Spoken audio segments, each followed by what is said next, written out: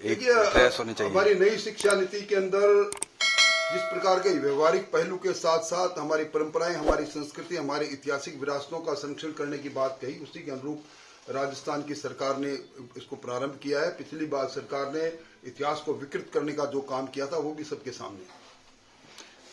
हिजाब को लेकर भी जो कह रहे हैं स्कूल ड्रेस में आना चाहिए सारा। आज अगर स्कूल ड्रेस के पीछे एक ही मान्यता है कि समानता रहे, राजा हो चाहे रंग हो, कोई जाति नहीं, कोई धर्म नहीं, कोई संप्रदाय नहीं, बच्चों में समानता हो, प्रतिस्पर्धा बने, बच्चों में एक कॉमन प्लेटफॉर्म पर बच्चा रहे।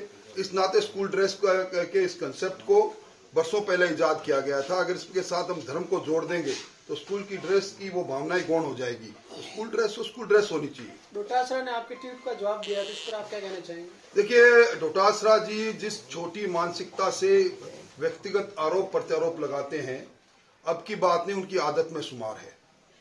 उन्होंने मुझ पर जिस प्रकार के आरोप जड़े हैं, वो अगर 5 साल तक सरकार को लिए बैठे रहे, मैं 5 साल तक प्रतिपक्ष में रहा, उपनेता और नेता रहा, सदन में भी वो रहे, मेरे सामने बैठकर वो आरोप लगाते तो मैं उनका जवाब देता। एक टेलीफोन पर सोशल मीडिया में कुछ कह देना, मैं समझता हूं कि अभी भी उनके पास कोई प्रमाण है कि कोई बजरी में, कोई टोल में, कोई दूसरे खनन में मैंने कोई सरकार का दुरुपयोग किया। तो 5 साल तक तो सरकार उनकी थी।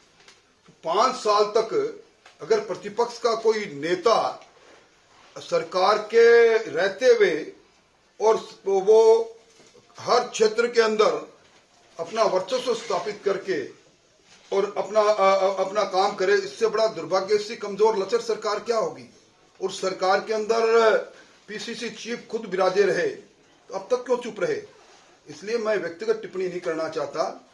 उन्होंने जो कहा, कल कहा कि मैंने निश्चित तौर पर लक्ष्मणगढ़ की बड़ी सभा में कहा था कि आरपीएससी में एक ही परिवार के एक साथ 4-4 लोग एक जितने नंबर लेके पास हो जाए, ये क्या काम है। उस पर जब उन्होंने कहा तारानगर से आने वाले नेताजी को पूछना, निश्चित तौर पर मैं नई विधानसभा में गया, मैं उस हार को स्वीकार करता हूं। मैं 7 बार लगातार विधानसभा में जीतता रहा। हार और जीत सिक्के के 2 पहलू है, पर जनता का फैसला सिरोधार्य है। ये बात उनकी बिल्कुल सही है। मैं इस बात को मैं कई बार स्वीकार कर चुका हूं। हार और जीत की रीत निराली है। हार है, मैं उस हार को स्वीकार करता हूं, इसमें कोई शक नहीं। हार के बावजूद भी राज्यसभा लोकसभा चुनाव में आपको लड़ने की आपकी बात नहीं, ये मैं चूंकि मैं अपनी मनपसंद की सीट पर गया था और ये सोचकर गया था जो जिस सीट पर आज तक भारतीय जनता पार्टी सिर्फ 2 बार जीती थी, जिसमें एक बार मैं जीता था 2008 में, कठिनतम सीट को चुनौती मानकर मैं गया था। मैं वहां से पराजित हुआ। तो पराजित व्यक्ति को किसी चीज पर मैं अधिकारपूर्वक कहूं कि मुझे इस चुनाव के अंदर भी मौका मिलना चाहिए, मेरा अधिकार नहीं। बाकी पार्टी का आलाकमान का जो निर्णय है वो स्वीकार होगा।